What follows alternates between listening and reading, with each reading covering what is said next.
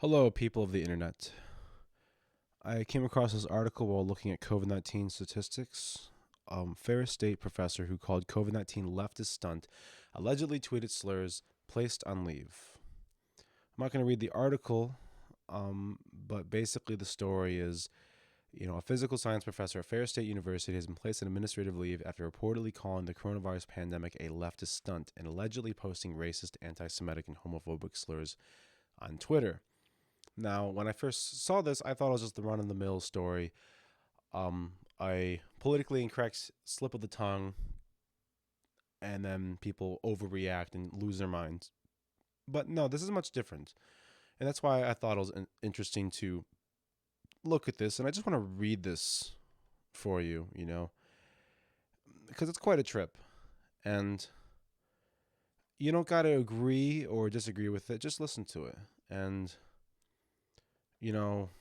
this is a person who is, keep in mind, this person who's a professor of physics and astronomy at Ferris State University. So this is someone who's earned their credibility to some extent.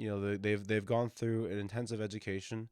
They're smart enough to teach at a university level, and their whole career is now. You can look back to this article right here. Brennan's faculty profile on the Ferris State U website appears to have been removed from the physical sciences department.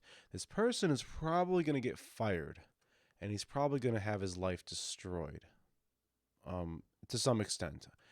I really do hope for the best for him. But just keep that in mind. This is a smart person. He has gone through a system that has verified that he's hardworking and intelligent, able to get a degree and teach at a university level. So let's just read this. I made the mistake right there. November 23rd, 2020. To the Ferris community, the student newspaper, The Torch, recently published a hit piece attempting to smear me as a science denier, racist, and anti-Semite. I am none of those things. This controversy started after I made a few statements in a College of Arts and Sciences meeting of faculty and staff about the COVID-19 pandemic. My statements were to the effect that I believe the COVID-19 pandemic is a stunt designed to enslave humanity and strip us all of our rights and freedoms. I don't believe that the pandemic is a hoax. People have died, but its severity is being exaggerated by revolutionary leftists in the media and government who never let a good crisis go to waste. The end result of this hysteria, if unchecked, will be a mandatory vaccine. No one will be allowed in public places or permitted to buy food in a supermarket unless they present proof of vaccination. Initially, this electronic vaccination certificate will be tied to a person's smartphone, but will soon after be in the form of an injectable micro or nanotechnology in the vaccine itself. If this comes about, it will truly be a fulfillment of the prophecy of the mark of the beast, as described by St. John and the Apostle in the book of Revelation, chapter 13, 16-17. In order to distract people's attention away from that and other points I'm trying to make, and to silence me and get me fired, the student newspaper, probably at the behest of leftist professors and administrators here at Ferris, have published a series of articles implying that I'm racist, anti-Semitic, and a science denier. These are standard mind control spells that leftists cast upon their enemies. Let me try to dispel them. I have a Twitter account that I use as a hole to shout in. I use the account to test the boundaries of language and ideas and will sometimes say things that sound inflammatory or strange. I keep it in a locked private mode so that only my small number of followers can see my tweets, and I always delete the most controversial ones within a few hours to a day after typing them. It's been my way of poking the dragon. Until now, it's gone unnoticed, but I have finally caught the attention of the cancel culture. I knew this would eventually happen, and it's fine that it's happening now as our society is reaching a crescendo of madness. Let me address a few of these tweets, starting with the one where I use the N-word. I believe the N-word is a mind control spell designed to make us hate each other. I'm not racist against black people. I love and respect them.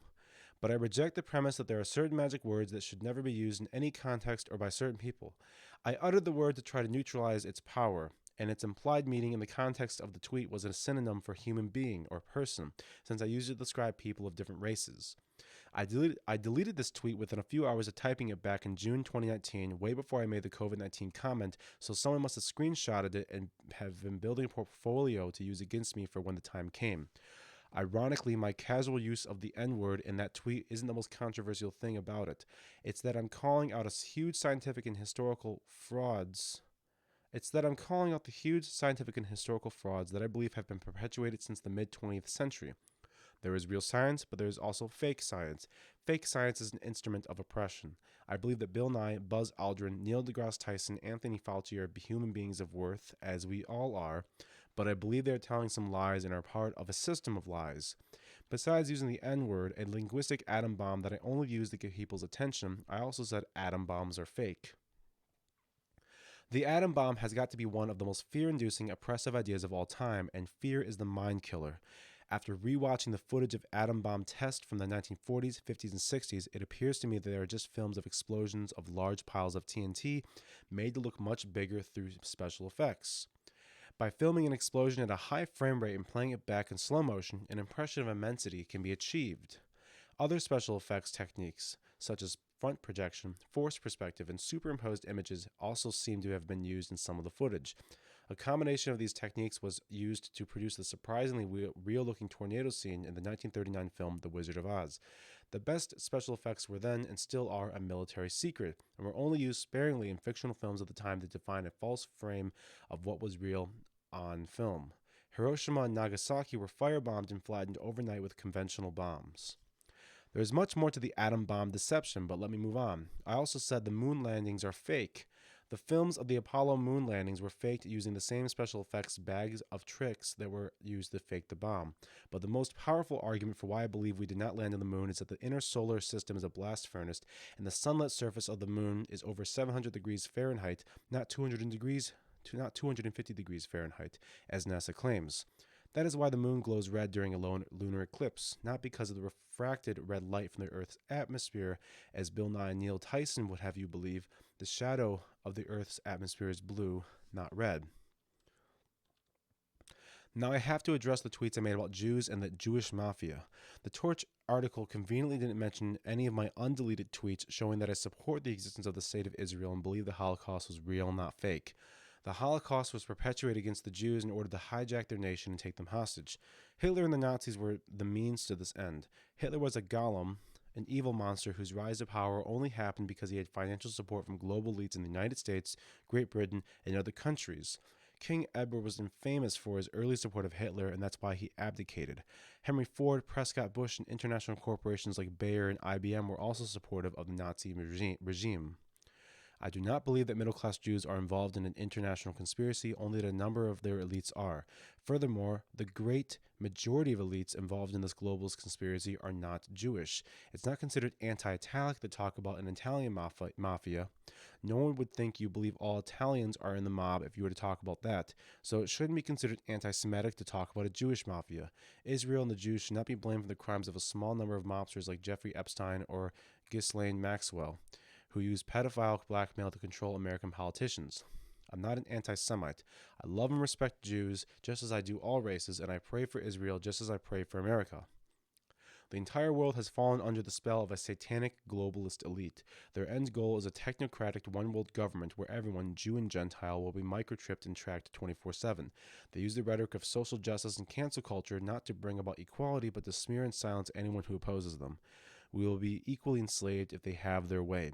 They use science, both fake and real, as a weapon to control us and keep us in a constant state of fear. The fear spell of the atom bomb has worn off after all of these years, so they had to unleash a new one, COVID-19. Lord, have mercy on me and on us all. Sincerely, Thomas Brennan. All right. Very briefly, I want to give a few of my thoughts on this. Very trippy to read about this, and I'm familiar with a lot of these ideas already. But I want to talk a little bit about narratives and how I think human beings, and I know human beings are very connected to mythology and religious and spiritual thinking. We are not by nature scientific and rational creatures that just objectively gather information about the world and form our viewpoints from there. We evolved we come from an evolutionary history of people who worship the sun, people who worshipped various gods, like gods of war, gods of love, uh, gods of water, you know, um, all these different kind of ideas. We are story driven, and thinkers like Jordan Peterson and Jonathan Peugeot talk about this at great length. And what's kind of happened is that we live in a more atheistic society. We live in one that kind of views that kind of thinking is backwards and simple-minded and regressive, and we've kind of fancy ourselves as above that. We've evolved past that. Now we can be rational, right? But the problem is we're not rational. We are story-driven creatures, and so with that void where we don't have those kind of beliefs, they can be filled by something else. And now you may think I'm dogging this guy's viewpoints, but I'm actually not. I'm talking about the mainstream mythologies that we take for granted. I mean, these ideas that I can give a quick example. Black Lives Matter. I hear people claim that there is a genocide being committed against black people by the white supremacist police state in America. Is that not what you could call a quote unquote crazy and unhinged conspiracy theory? What about feminism? Feminism claims that there is this giant conspiracy from all men to control all women to oppress all of them. So, and I think thinking like this can be very interesting and exciting as well. Like, it doesn't, it's not really out of the question to describe a mandatory vaccine as a mark of the beast. If you look at the state, these authoritarian people who want to control things, and that's very obvious, they want to control things, and they want to imprint you with something that tracks you, which is, first he talks about it's going to start with your phone, which is likely true. We already have contact tracing apps on people's phones, and you want to make sure that people have the vaccine before they go to your event or whatever. It's going to be pushed in that direction. I think it's fair to describe that in a narrative sense as the mark of the beast. It's not literally like some weird satanic kind of things just coming in there and marking you, but it figuratively is like that. I mean, I think this is just great. The N word is a mind control spell designed to make us hate each other. Yeah, I mean, like what's it's mouth sounds, mouth sounds. That's what it is. Nigga. It's like that's what it is. It's just, and the fact that it carries so much weight. I mean, this article even he allegedly tweeted slurs. That alone is enough to get someone in trouble. Just using it doesn't matter the context or anything. So yeah, I think it's worth reading this, taking what this person's saying just at face value, just not don't have to have a preface for it with anything super biased. I just want to point out that this person does not seem like he's not like some weird schizophrenic hobo shouting into the void on the street. This is a professor of physics and astronomy at Ferris State University. A career in being smart. And there's some things he believes. I'm not going to say I agree with all of it. I think the mandatory vaccine, that makes sense to describe as a mark of the beast. Yeah, nigga, that's the mind control spell. Sure.